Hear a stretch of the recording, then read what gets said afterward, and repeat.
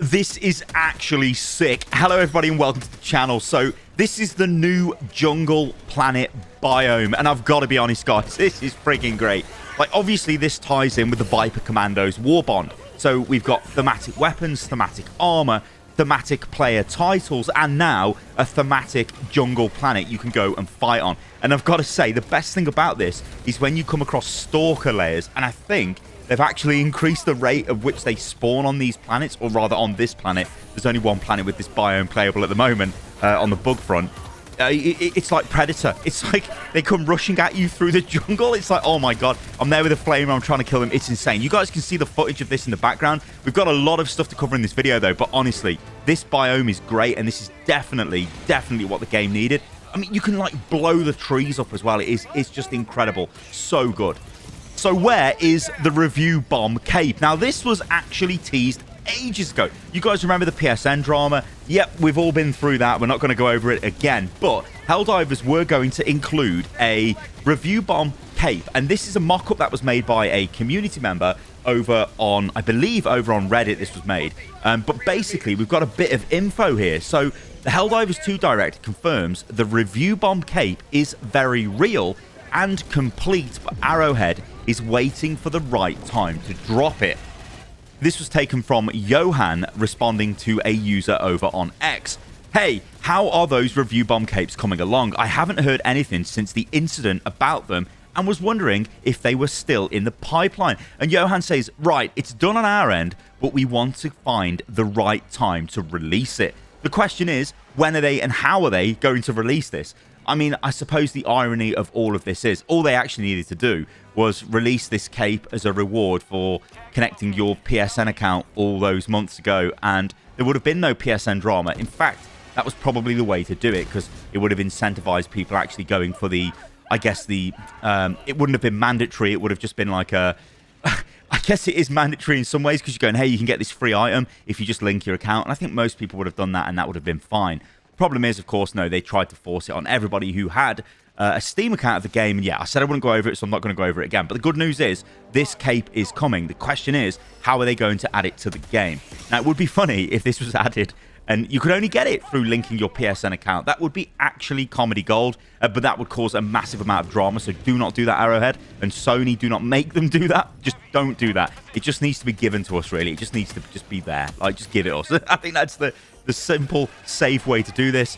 Or maybe they do some sort of in-game event would be pretty funny. Like if you had to go and, like, I don't know, get positive votes for the next Super Earth election. Or maybe they could do that, actually. If we're electing new leaders for Super Earth, maybe it could be something to do with a cape. I don't know.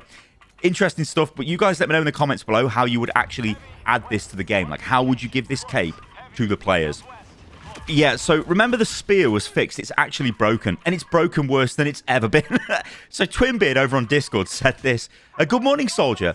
At least over here. Yeah, there are crashes affiliated with the spear at the moment. We're looking into it. Thanks for head-upping.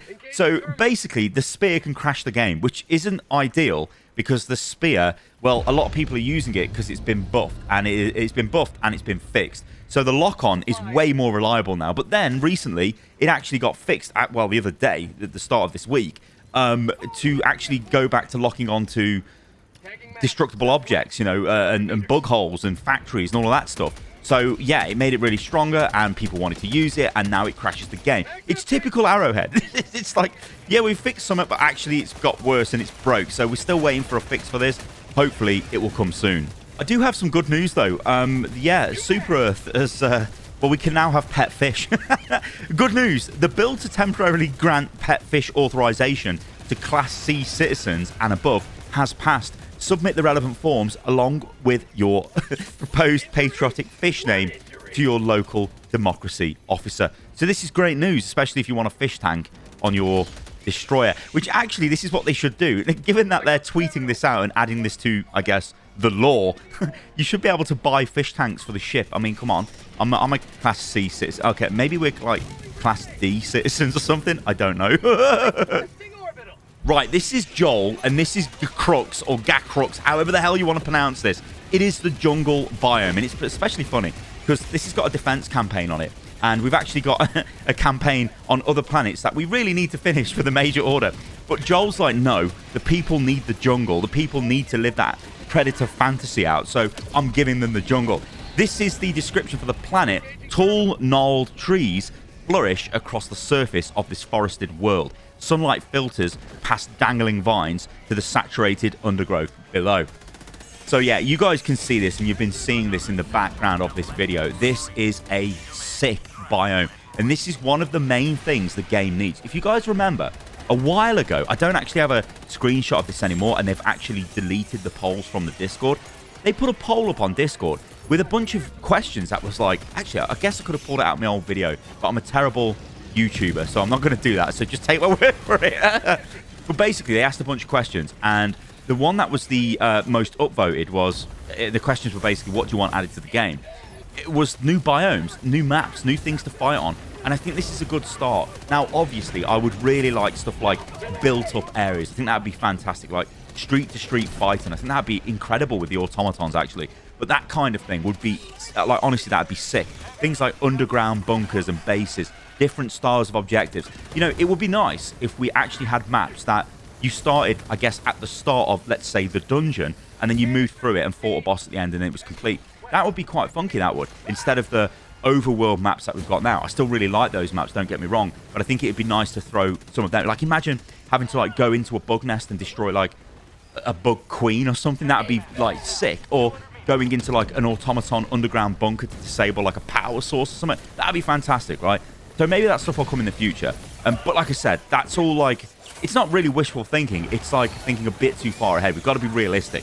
And the first step here is to go, actually, we do have a new biome that we can apply to all our other maps. We've got new assets for trees, shrubbery, you know, new bits of terrain and all of that, and a different type of terrain generation system, it looks like, and it's boggy, and we've got, like, different visual effects. We've got crazy mist, and we've got all this. Like, that's really sick, honestly. So I think this is a good start, and I do think this works really well with the Warbond.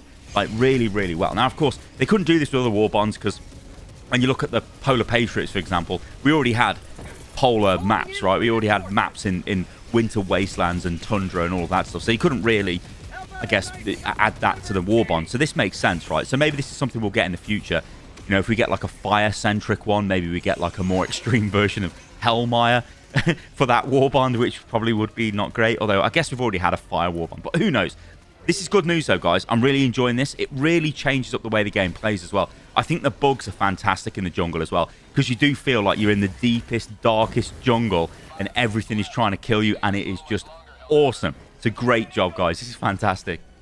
So I've not really spoken too much about weapon balance recently. It's because I was on holiday, and it's the last time I'm going to mention I was on holiday. I was on a crazy holiday down in Cornwall. I like going out on SUP boards, stand-up paddle boards and stuff like that with some friends and family.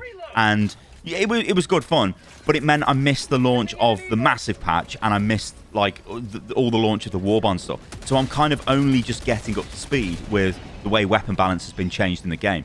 And I think this is a really good... Look at this, right? So it's a meme. It's taken from Reddit. Nobody's born cool, except of course, yeah, the autocannon. The autocannon is fantastic. I don't think the autocannon's really been changed since the game was launched. And it's great. It's just great at what it does. It's great. It's got a lot of options against a lot of enemies. It's got more of an option now against things like Biotitans, but it's still not as great as other options to deal with those. But it's great, right? It's fine. It works well. It's got its downsides. It's got its upsides. Everyone knows how the autocannon works. But then, let's throw in this. So this is the buffed Tenderizer. Now, the Tenderizer had incorrect stats when it was launched because Arrowhead weren't testing the patches. They were just throwing them out there, and it was not great. This, though, I actually really like this, and I think this is coming into its own as that Starship Troopers sort of assault rifle fantasy weapon. It does have a downside, and the downside is quite severe with this, and it's the size of the magazine. The capacity is way too low for this. I do feel, though, this might be much better against things like automatons, and you kind of really do need to control your fire. It's very accurate, very, very accurate. It does quite a lot of damage, and it's only got light armor penetrating, so you can't blast through medium armor and expect to take out those enemies fast. It's still quite good against medium enemies in general, but like I said, the downside is you need to pay attention to where your ammo is and how you're going to get ammo. So you need to play those points of interest, but also I think taking stuff like the ammo backpack could be quite strong for this. Although I've tended to sort of run recently with light armor and the shield backpack just to sort of bail me out, or sort of negate the weakness of having light armor on, because I really like the fact you can just sprint everywhere with light armor. Got a ton of stamina. So, yeah, this weapon I think is pretty good. And if this is what they're doing to the weapons to fix them, I'm all behind that, because I think this is great. Like you said, there's a downside, you've got to find ammo, but the upside is it feels really great to use. And going on from that, the carbine, which was added in the Viper Patriots, not the Viper Patriots, the Viper Warbond. Viper Patriot. I just add Patriots to everything. I'm overly democratic. The Viper Warbond thing, which I've just totally forgot the name of, whatever. That weapon, actually, I think, again, is quite thematic, and it does feel quite nice to use. It's not the greatest, and yeah, it's just another version of the Liberator, but it's got really high fire rate, really fast target acquisition. It feels fun to use, and that's, I guess, what they need to keep making sure happens with new weapons when they're added to the game. But I think the Tenderizer is quite good. Let me know in the comments below what you think about this, and also let me know what you think about the weapons in general. I guess to just end this video, the flamethrower is really strong against the bugs. It always has been really strong against the bugs. It kind of makes the... I'm going to go out there on a limb and say this. It makes the upgraded charges, well, they're kind of trivial, because you just burn their legs and they die really fast. Joel, though, is giving everyone a flamethrower. So everyone can use the flamethrower if you want to go and use it now, along with your whatever other stratagems you use. I do recommend using it, but be aware, don't try and flame your teammates down, because it'll kill them pretty quick. And if you do get set on fire, it astounds me how many people still don't realize this.